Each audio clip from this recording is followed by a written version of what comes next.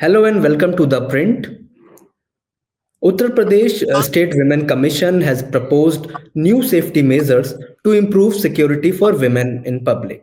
These suggested measures, including prohibiting male tailors from taking measurements of females and assigning female trainers for women in gyms and yoga centers. We have Charu Chaudhary with us, who is Vice Chairperson of UP Women Commission. Thanks, Charu ji, for joining us.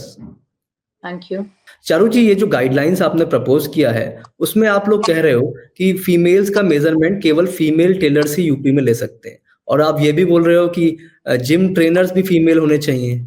ये बात सही है कि आप एक तरफ women security की बात कर रहे हो, बट इतना ऐसे गाइडलाइंस आप क्यों ला रहे हो? क्योंकि सोशल मीडिया पर इसको लेके बड़ा क्रिटिसिज्म भी हो रहा है और बड़ी चर्चा भी हो रही है। क्या कारण है इस तरह के प्रपोजल्स जो आपने दिए, उसके पीछे का क्या आइडिया है? मेनली देखिए, महिला सुरक्षा को लेके ये गाइडलाइंस दी गई हैं।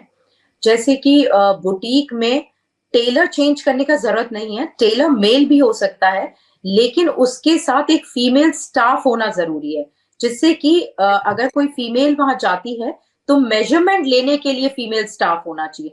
टेलर मेल हो सकता है, लेकिन मेजरमेंट के लिए फीमेल स्टाफ होना जरूरी है। ऐसे ही जिम में क्योंकि आप जब ट्रेनिंग देते हैं तो महिला ट्रेनर की इसीलिए जरूरत पड़ती है क्योंकि वहां पे आपको टच करके कई चीजें बतानी पड़ती हैं फीमेल्स को।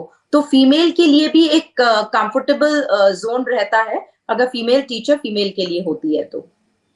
सेम वे ऐसे ही स्कूल बसेस में अगर उसमें बच्चियां जा रही हैं तो उसमें एक महिला स्टाफ होना चाहिए या स्कूल की कोई महिला टीचर होना चाहिए जो कि बच्चियों के साथ उस बस में रहे। कि चारू जी, मतलब ये मेल टेलर्स तो कई मतलब काफी जमाने से महिलाओं के कपड़े भी सिलते आ रहे हैं। उसी तरह जिम इंस्ट्रक्टर भी ज्यादातर आपको मेल्स मिलेंगे। तो ऐसे में मतलब फिर उनके बिजनेस का क्या होगा अगर अगर सारी महिलाएं अगर जाना ही बंद कर दें मेल टेलर्स के यहाँ, या अगर जो मेल इंस्ट्रक्टर हैं उनसे उनके जिम में जाना महिलाएं बंद करते हैं, तो इससे महिला की सुरक्षा का उससे डायरेक्टली क्या लेना देना है? अगर वही आपको मैंने पहले भी बताया, सारे मेल उसी तरह तो होते नहीं है। मैंने पहले भी आपको बताया कि इसमें मेल टीचर के मेल टेलर के प्रोफेशन पे कोई फर्क नहीं पड़ेगा। मेल टेलर रह सकता है, लेकिन सिर्फ मेजरमेंट लेने के लिए एक फीमेल होनी चाहिए वहां पे, तो उसके काम में कोई इफेक्ट नहीं आएगा। और इससे देखिए, महिला की सुरक्षा को लेके है, इसीलिए वहां पे एक फीमेल जरूर से मौजूद होना चाहिए। ऐसी बस में ये नहीं कि ड्राइवर मेल हो सकता है, लेकिन वहां पे बच्चियों की सुरक्षा के लिए एक फीमेल स्टाफ भी होना चाहिए। जी, हम लोग जिस टाइम पे ये बात कर रहे हैं उस टाइम पे मेल फीमेल इक्वालिटी की बात हो रही है। उस समय सरकार भी बात करती है और को एजुकेशन को बढ़ावा देने की बात का चल रही है। तो फिर तो आप आने वाले टाइम में ये भी कह सकते हैं कि महिलाओं के लिए फिर स्कूल सारे अलग ही हो जाएं। तो मतलब फिर तो बहुत सारी चीजों में मेल फीमेल को अगर डिवाइड कर दिया जाएगा तो सोसाइटी में फिर एक साथ कैसे लाएंगे? और पीछे की इसके पीछे मैं अपना सवाल पूरा कर लूं कि पीछे की इसके मतलब कुछ कारण होंगे, कोई केस आपके पास आया होगा, कोई केस स्टडी आई होगी, तब आप लोगों ने ऐसे प्रपोजल दिए होंगे कि फीमेल जिम इंस्ट्रक्टर ही होने चाहिए या फीमेल मेजरमेंट लेने वाले ही होने चाहिए। मैं यही आपको बताना चाह रही हूँ कि इसमें किसी भी मेल के प्रोफेशनल उस पे फर्क नहीं पड़ेगा। और ये कुछ केसेस हमारे पास आए थे, कुछ अच्छा। बच्चियों की कंप्लेंट आती है कि देखिए, पहले के जमाने में कई बच्चियां बता नहीं पाती थी गुड टच बैड टच की। आज तो हम शिक्षा दे रहे हैं, लेकिन पहले बच्चियों के साथ देखिए, हर टेलर वैसा नहीं होता, मैं मानती हूँ, लेकिन कई होते हैं कि क्योंकि आपको बहुत पास आके चीजें करनी पड़ती हैं, तो कई टेलर्स ऐसे होते हैं कि इंटेंशनली बच्चियों को टच करते हैं और बच्ची फिर उस वजह से वहां पे जाना अवॉइड करने लगती हैं। तो इससे अगर वहां फीमेल मेजरमेंट के लिए रहेगी तो उन लोग को भी कंफर्टेबल रहेगा और वो भी वहां पे जा पाएंगी।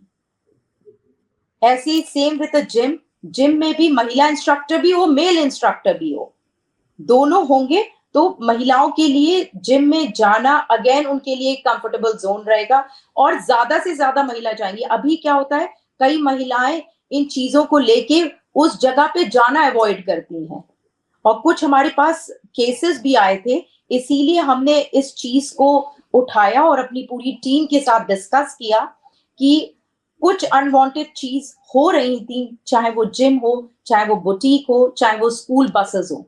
ये कहाँ पर हो रही थी, मतलब यूपी के किसी पर्टिकुलर जिले में या आपको पूरे देखिए, एक उत्तर प्रदेश से ऐसी शिकायतें पर्टिकुलर आती थी? इससे रिलेटेड कई मदर्स की भी कंप्लेंट आई थी, कई खुद बच्चियों की भी, यंग गर्ल्स की भी कंप्लेंट आई थी। आई विल नॉट से कि ये कोई एक पर्टिकुलर जगह पे हो रही थी, लेकिन दिस इज फॉर महिला सुरक्षा को लेके है। देखिए, आजकल इवन स्कूल्स में भी males are not suppose to touch females. अगर उसको डांटना भी है, कुछ भी करना है, तो वो एक डिस्टेंस से करते हैं। Though they are in a coed school जहां मेल और फीमेल दोनों स्टाफ होता है, लेकिन फिर भी आप you are not suppose to touch a female child. Charu ji, और क्या-क्या आप लोगों ने गाइडलाइंस इसमें प्रपोज़ करी हैं? थोड़ा-सा उस बारे में विस्तार में बताएँ। सुनने में ये भी आ रहा है कि आप लोग कुछ ऐसा भी प्रपोज़ करने जा रहे हैं जो कि क्लोथिंग स्टोर से जुड़ा, कि महिलाओं के लिए क्लोथिंग स्टोर पे भी सिर्फ़ महिलाएँ ही उनको दिखाएँ। क्या इससे जुड़ा कुछ अगर आप डिटेल देना चाहें? इसमें भी है कि महिला जो क्लोथिंग शॉप्स होती हैं, उसमें जो महिला से एसेसरीज होती हैं, तो कई बार होता है मेल होता है तो वहां से बाय नहीं करना चाहती, क्योंकि कुछ चीज ऐसी होती है कि आप फीमेल्स को ही बता सकते हैं। तो वो अगेन वो कंफर्टेबल फील करती हैं उनको बताने में। प्लस ये कोचिंग सेंटर्स कई हैं जहाँ पे एक तो इनका वेरिफिकेशन होना बहुत जरूरी है, प्लस सीसीटी कैमरा होना जरूरी है विद डीवीआर। क्योंकि अगर कुछ चीज होती भी है तो उसकी रिकॉर्डिंग हो, तो आप उस चीज को पकड़ सकते हैं। जैसे कई कंप्लेन्ट्स आती हैं कोचिंग सेंटर्स पे, कई टीचर्स बच्चों के साथ ज्यादा कुछ कुछ भी कोई अनवांटेड चीज होती है, तो ये कंपलसरी हो जाना चाहिए कि हर कोचिंग सेंटर पे सीसीटी कैमरास हो, प्लस उसमें डीवीआर हो, और उस कोचिंग सेंटर का वेरिफिकेशन हो, प्लस वहां पे वॉशरूम्स प्रॉपर होने चाहिए। ये सारे measurements just because the female सुरक्षा को लेके हम लोग ने एक पॉइंट्स बनाए हैं, जिससे कि हर गर्ल चाइल्ड को वहां जाने में कोई डर ना लगे और वो एक कंफर्टेबल महसूस करे। ये जो गाइडलाइंस महिला आयोग यहाँ पे प्रपोज कर रहा है, हम लोग ऐसे टाइम पे हैं जब यूपी में बीजेपी सरकार को लगभग पिछले 7 साल का समय हो गया है, और महिला सुरक्षा को लेके यूपी के सीएम योगी आदित्यनाथ हों चाहे डिप्टी सीएम हो, सब ये बोलते हैं कि यूपी काफी सुरक्षित हुआ है पहले से, खासतौर से महिलाओं के लिए। लेकिन जब सुरक्षित हुआ है, सुरक्षा बढ़ी है, तो फिर आप लोग को इतने स्ट्रिक्ट रूल्स क्यों लाने पड़ रहे हैं, इतने स्ट्रिक्ट गाइडलाइंस क्यों लानी पड़ रही हैं? देखिए, जब से हमारी सरकार आई है, बीजेपी की सरकार आई है, तब से सुरक्षा में बहुत इम्प्रूवमेंट हुआ है। महिलाएं सुरक्षित हैं, लेकिन कुछ-कुछ अभी ऐसे पॉइंट्स ये हमारे सामने आए हैं, जिनको हम लाके और बच्चों बच्चियों को एक सुरक्षित माहौल दे सकते हैं। सुरक्षा तो आप खुद दे सकते हैं। पहले यूपी में महिलाएं रात को बाहर नहीं निकलती थी। आज बच्चियां, हमारी गांव की बच्चियां शहर में पढ़ने आ रही हैं, शहर की बच्चियां विदेश पढ़ने जा रही हैं। तो ये सुरक्षा मिली है, तभी घर वाले और बच्चियां दोनों हिम्मत कर रही हैं करने की। तो सुरक्षा में तो सरकार 7 साल से सरकार में बहुत इम्प्रूवमेंट आया है।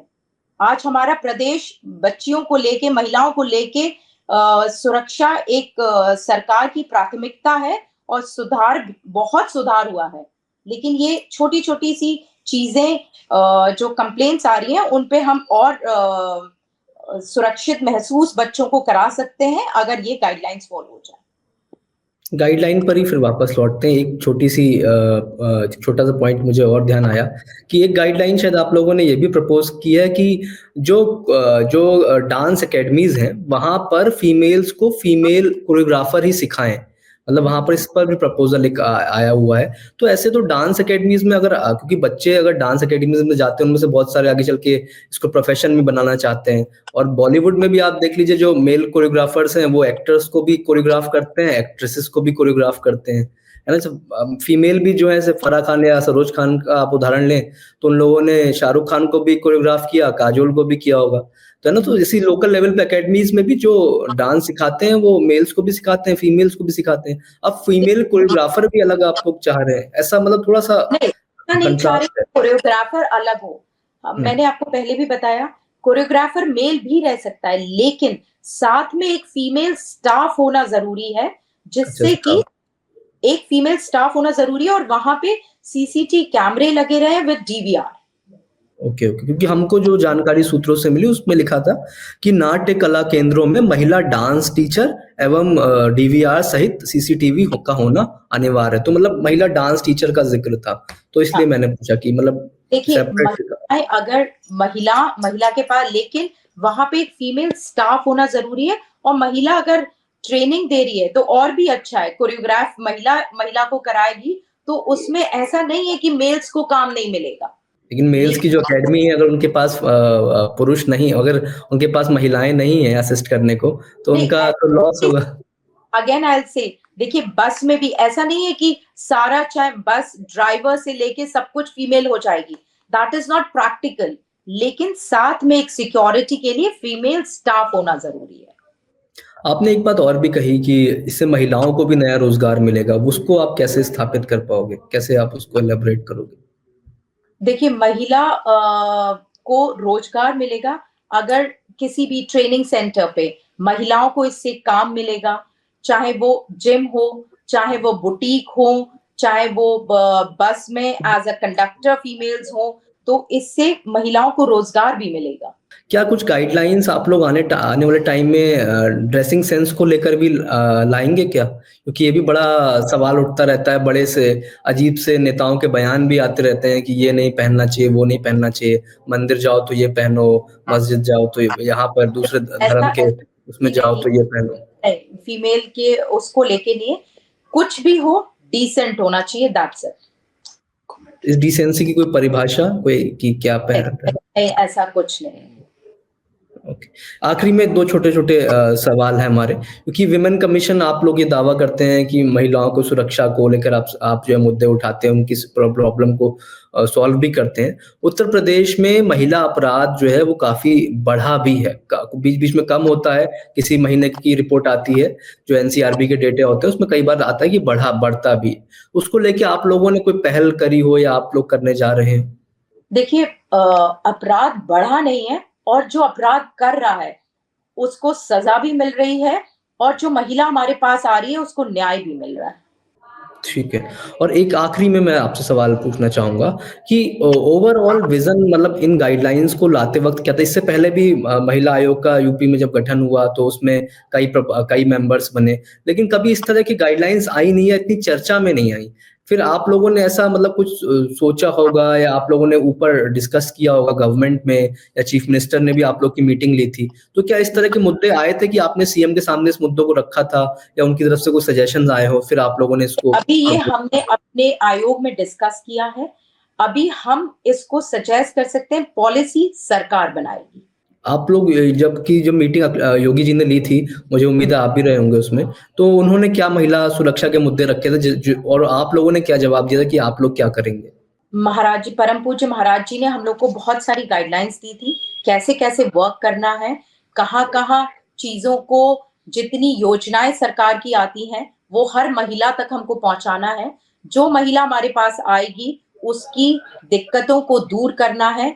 हर महिला के चेहरे पे खुशी होनी चाहिए, उसे न्याय मिलना चाहिए।